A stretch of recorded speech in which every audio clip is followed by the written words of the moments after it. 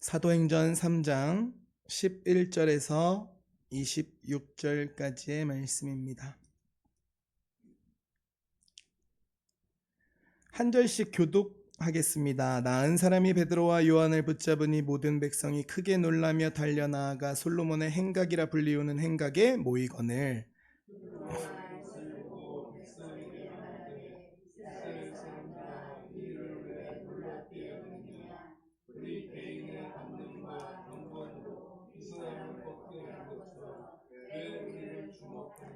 아브라함과 이삭과 야곱의 하나님 곧 우리 조상의 하나님이 그의 종 예수를 영화롭게 하셨느니라. 너희가 그를 넘겨주고 빌라도가 놓아주기로 결의한 것을 너희가 그 앞에서 거부하였으니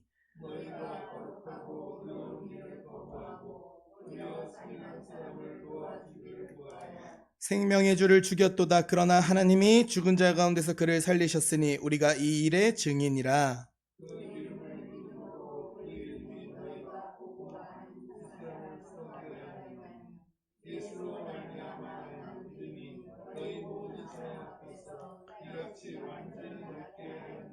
형제들아, 너희가 알지 못하여서 그리하였으며 너희 관리들도 그리한 줄 아노라.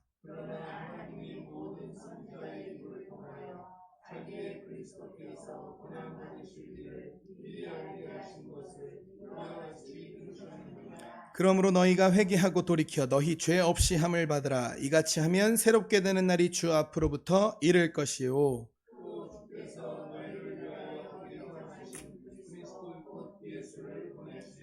하나님이 영원전부터 거룩한 선지자들의 입을 통하여 말씀하신 바 만물을 회복하실 때까지는 하늘이 마땅히 그를 받아두리라.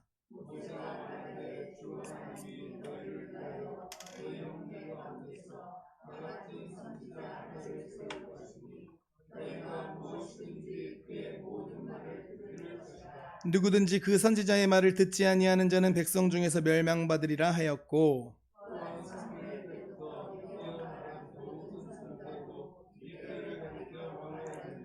너희는 선지자들의 자손이요 또 하나님이 너희 조상과 더불어 세우신 언약의 자손이라. 아브라함에게 이르시기를 땅 위의 모든 족속이 너희의 씨로 말미암아 복을 받으리라 하셨으니 하나님이 그 종을 세워 복 주시려고 너희에게 먼저 보내사 너희로 하여금 돌이켜 각각 그 악함을 버리게 하셨느니라. 아멘.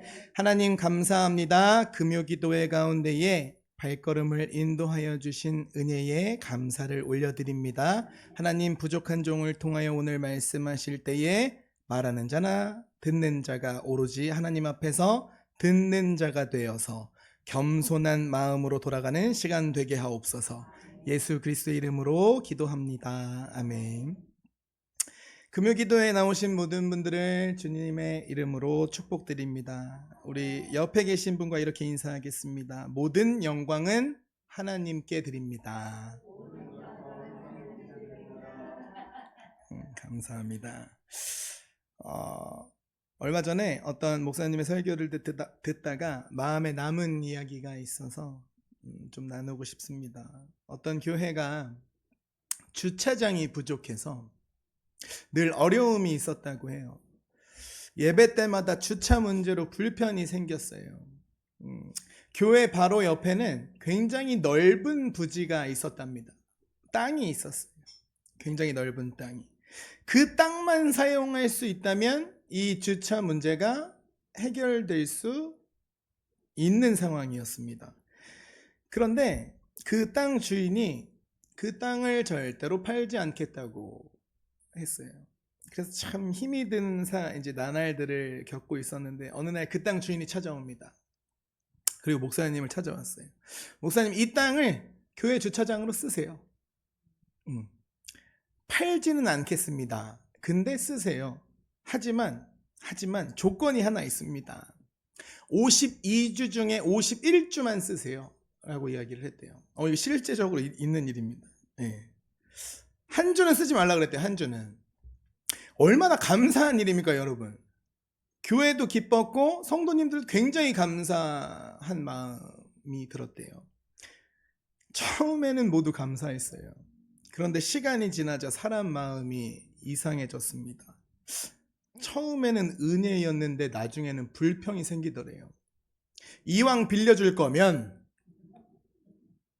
52주 다 빌려주지. 왜 한 주는 못 쓰게 하는 거? 이 말을 누군가가 시작을 했어요. 근데 한 사람 한 사람이 다 그 말을 하고 불평을 하기 시작하는 거예요. 52주 중에 51주를 그냥 공짜로 쓰게 해줬는데도 그 한 주 때문에 불평이 시작되는 거예요.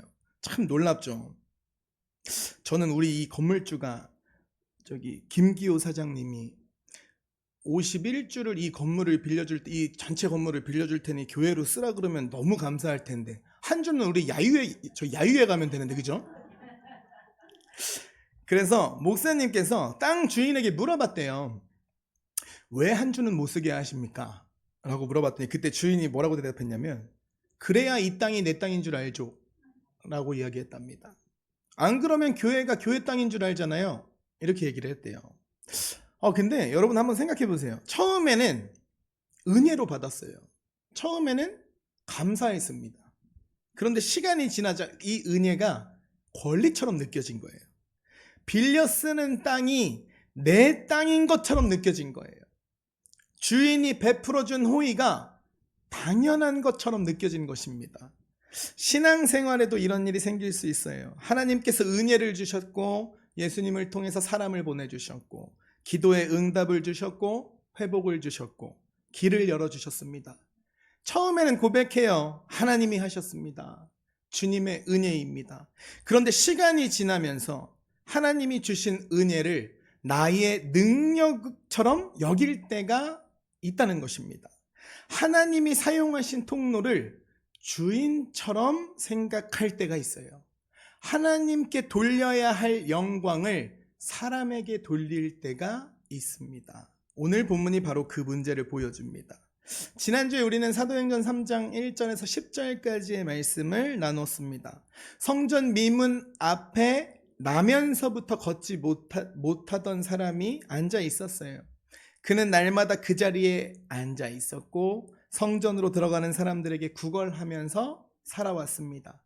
그 사람은 베드로와 요한에게도 무언가 얻기를 바라면서 바라봤죠.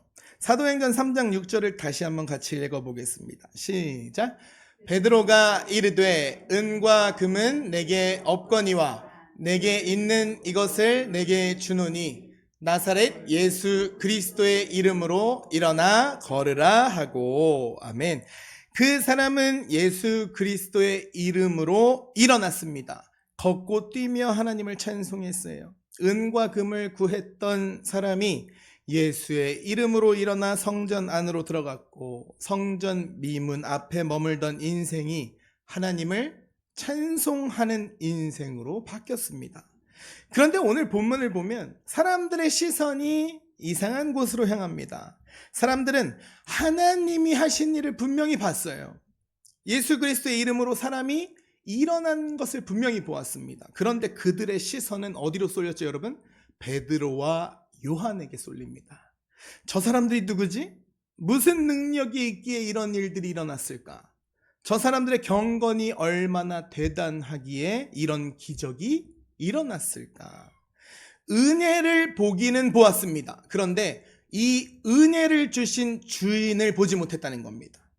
하나님이 하신 일을 보았는데 하나님께 시선이 가지 않고 사람에게 시선이 멈추었습니다. 오늘 말씀의 제목입니다. 왜 우리를 주목하느냐? 사도행전 3장 11절을 볼까요? 나은 사람이 베드로와 요한을 붙잡으니 모든 백성이 크게 놀라며 달려나가 솔로몬의 행각이라 불리우는 행각에 모이거늘. 나음을 입은 사람이 베드로와 요한을 붙잡았습니다.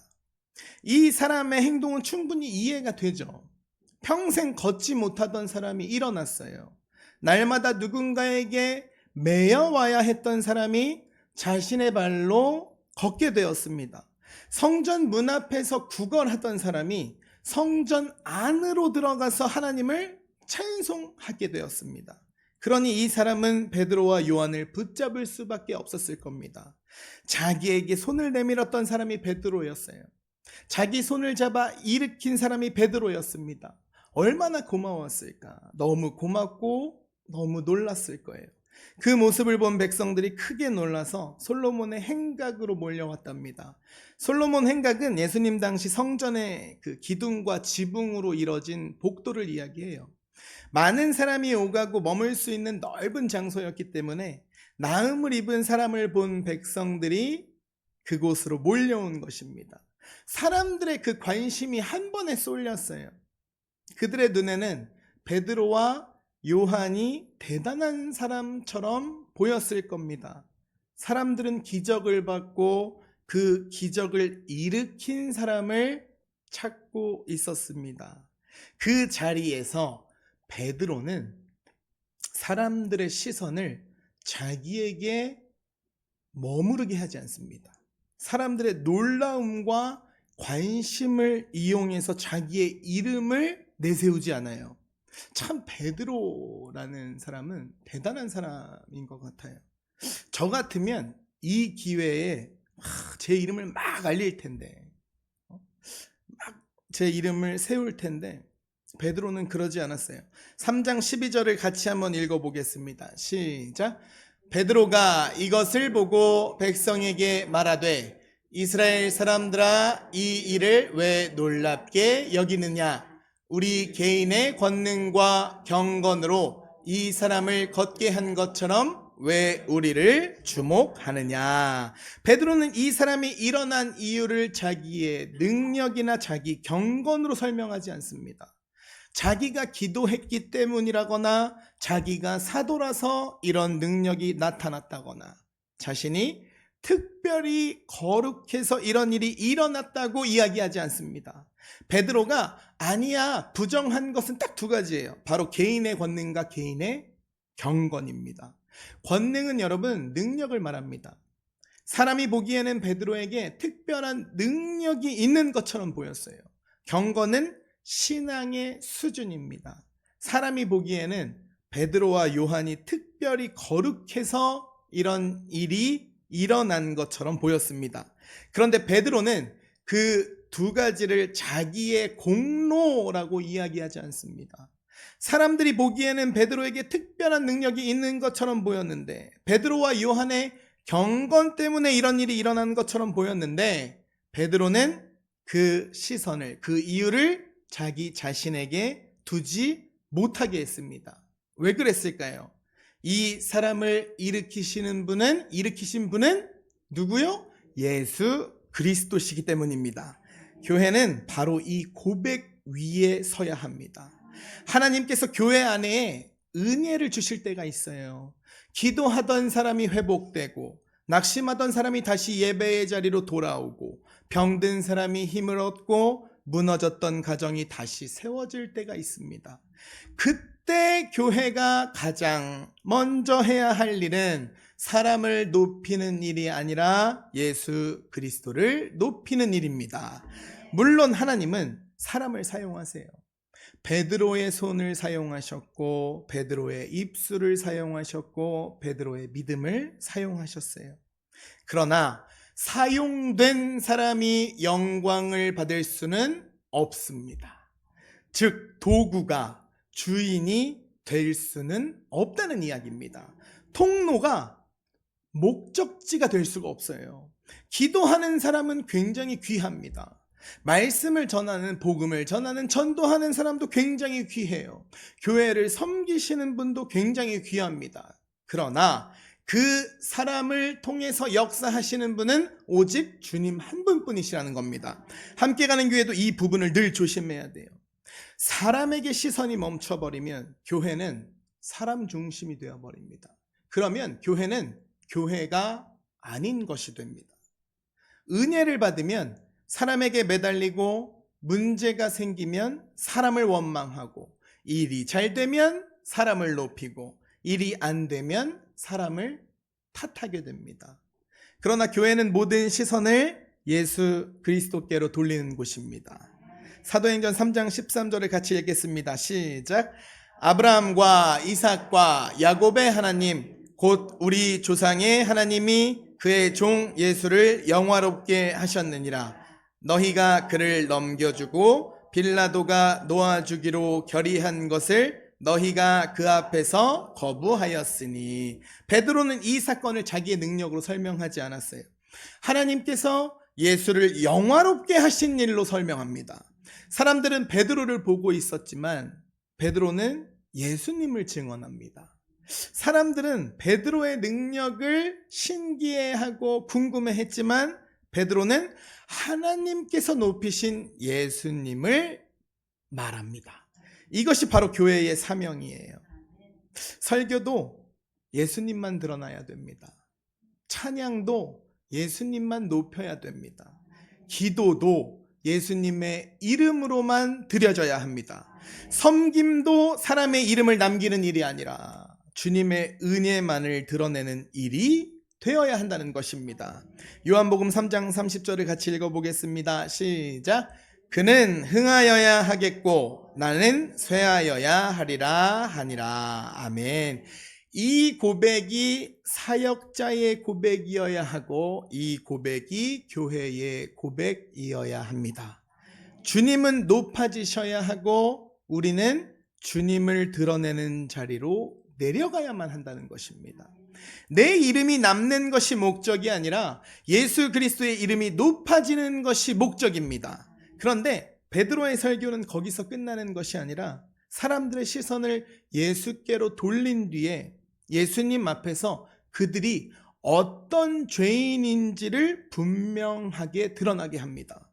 사도행전 3장 14절 15절을 보면 너희가 거룩하고 의로운 일을 거부하고 도리어 살인한 사람을 놓아주기를 구하여 생명의 주를 죽였도다. 그러나 하나님이 죽은 자 가운데서 그를 살리셨으니 우리가 이 일의 증인이라. 베드로는 예수님을 막연하게 좋은 분이라고 이야기하지 않습니다. 너희가 거부한 분이 바로 예수님이라고 합니다. 너희가 죽인 분이 생명의 주라고 해요. 이것이 복음입니다. 복음은 예수님이 누구신지를 말하면서 동시에 내가 어떤 죄를 지은 죄인인지를 보게 합니다. 예수님을 높인다는 것은 단지 예수님은 귀하신 분입니다 라고 말하는 정도가 아니라 예수님 앞에서 내가 예수님을 거부한 죄인이고 생명의 주를 밀어낸 죄인이라는 사실을 인정하는 데까지 가야 한다는 것입니다. 사람을 주목하면 뭐가 약해질까요, 여러분? 회개가 약해집니다. 누가 잘했는지, 누가 못했는지, 누가 더 인정받아야 하는지를 따지게 됩니다. 사람은 그래요. 그러나 예수 그리스도를 주목하면 내가 죄인이라는 사실을 보게 됩니다. 우리는 입술로는 예수님을 주님이라고 고백해요. 그러나 실제로 우리 삶 가운데에서 나의 생각을 더 높일 때가 많은 것 같습니다.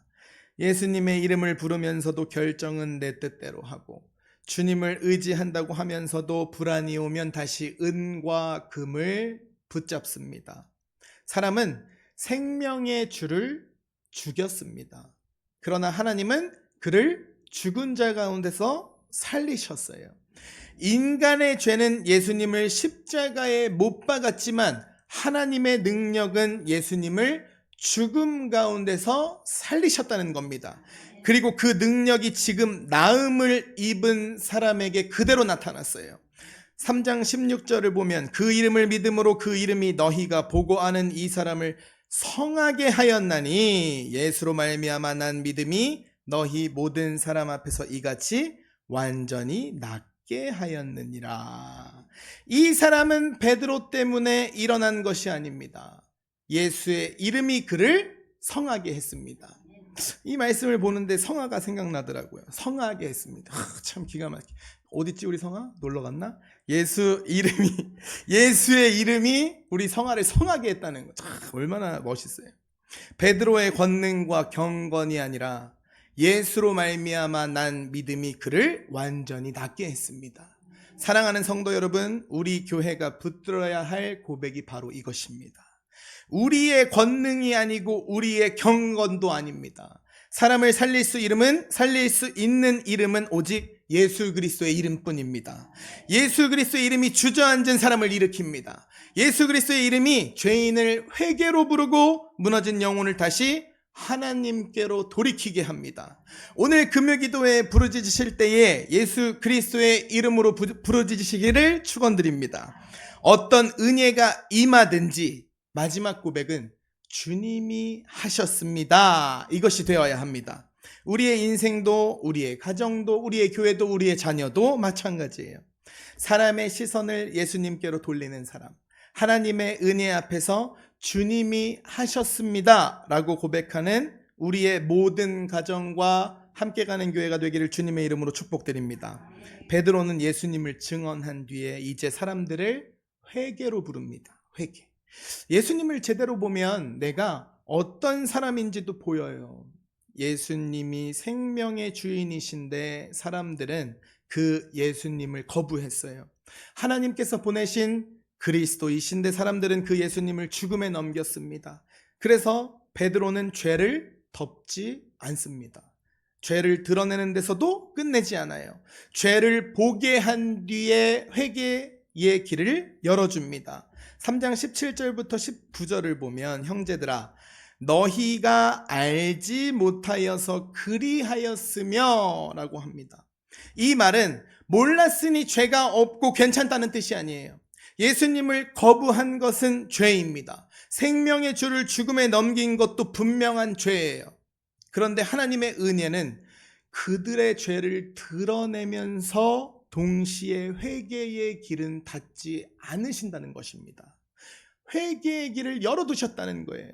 하나님께서 말씀으로 우리의 죄를 보게 하실 때가 있어요. 나의 죄가 하나님의 말씀의 빛 가운데에 비춰질 때가 있어요. 내가 붙들고 있던 생각과 나의 신념과 나의 고집이 죄였다는 것을 알게 하실 때가 있어요. 내 말과 나의 태도, 예배 드리는 나의 모습, 나의 고집과 교만, 나의 불신앙이 주님 말씀 앞에서 드러날 때가 있습니다. 그때 마음이 굉장히 불편해요. 그 말씀을 피하고 싶습니다. 변명하고 싶어요. 몰랐습니다. 어쩔 수 없었습니다. 다들 그렇게 했습니다. 내가 그렇게까지 잘못한 것은 아니지 않습니까? 그러나 말씀 앞에서 변명하기 시작하면 회개로 들어갈 수 없습니다. 하나님께서 죄를 보게 하시는 이유는 우리를 무너뜨리시기 위해서 보게 하시는 것이 아니라 우리를 살리시기 위해서 보게 하시는 것입니다.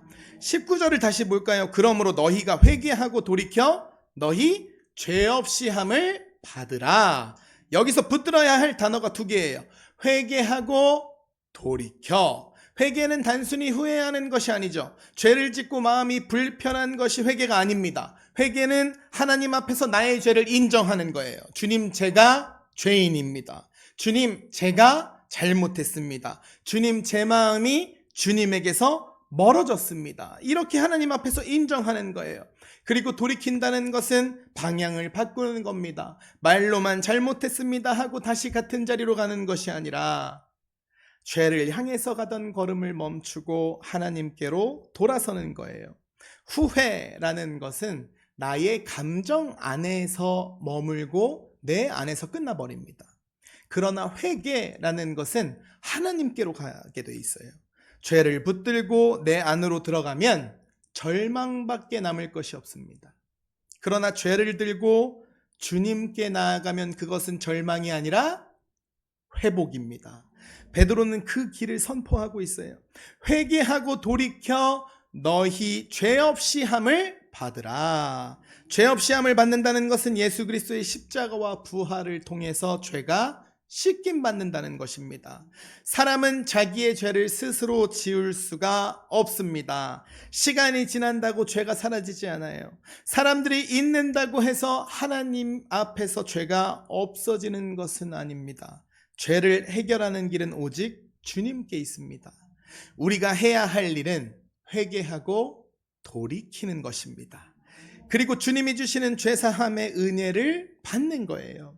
그렇게 하면 어떻게 된다고 말씀하십니까? 새롭게 되는 날이 주 앞으로부터 이를 것이요. 회개는 사람을 죽이는 말씀이 아닙니다. 회개는 사람을 짓누르는 것이 아니에요. 회개는 사람을 새롭게 하는 은혜입니다. 죄를 붙들고 있으면 영혼이 말라가요. 겉으로는 아무 일 없는 것처럼 살아도 속은 점점 굳어져 갑니다. 기쁨이 사라지고 베품이 없어지고 기도가 막혀버리고 예배가 무거워져 버려요. 그러나 회개하고 돌이키면 주님께서 새롭게 하신다는 것입니다. 막혔던 기도가 다시 열리게 돼요. 굳었던 마음이 다시 부드러워집니다. 잃어버렸던 은혜의 감각이 다시 살아나게 됩니다. 성전 미문 앞에 있던 사람은 몸이 일어났어요. 오늘 본문에서 베드로의 설교를 듣는 사람들은 마음이 하나님께로 돌아갑니다. 우리도 마찬가지예요. 우리에게 필요한 것은 겉으로 보이는 문제의 해결만이 아닙니다. 마음 깊은 곳에서 하나님께로 돌아가는 회개가 필요하다는 것입니다. 사도행전 3장 20절에서 21절을 같이 보겠습니다. 시작. 또 주께서 너희를 위하여 예정하신 그리스도 곧 예수를 보내시리니 하나님이 영원 전부터 거룩한 선지자들의 입을 통하여 말씀하신 바 만물을 회복하실 때까지는 하늘이 마땅히 그를 받아두리라. 아멘. 베드로는 회개를 말하면서 회복을 함께 말합니다. 주님께서 만물을 회복하실 때가 있다고 말하는 거예요.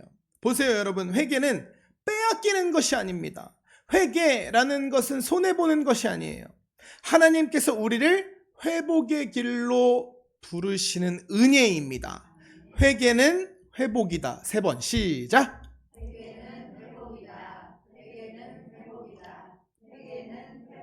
감사합니다. 회개는 회복입니다, 여러분.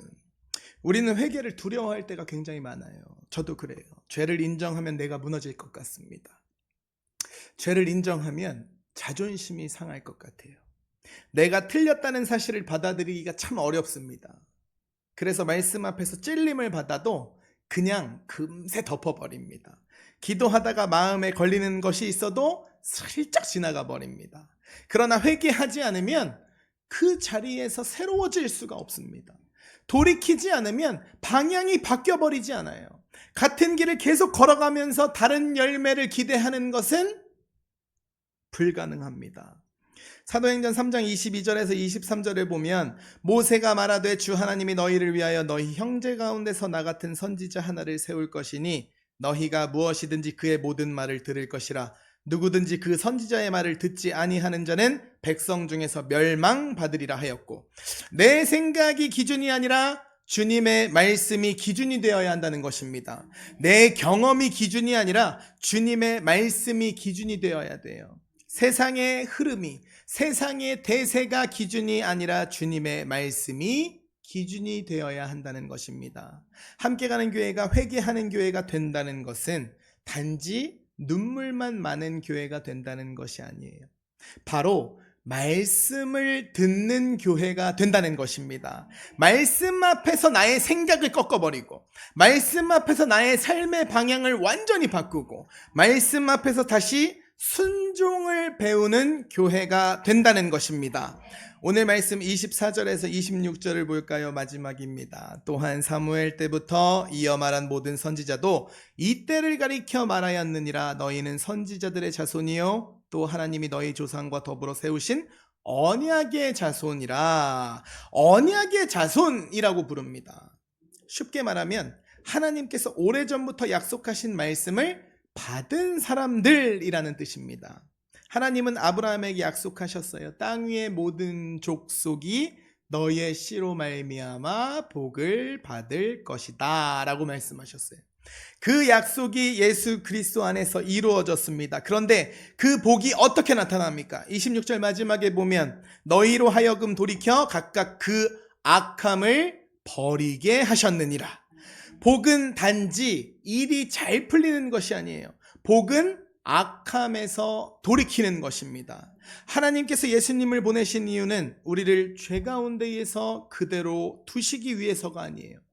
우리를 돌이켜 악함을 버리게 하시기 위함입니다. 이것이 진짜 성경의 복입니다.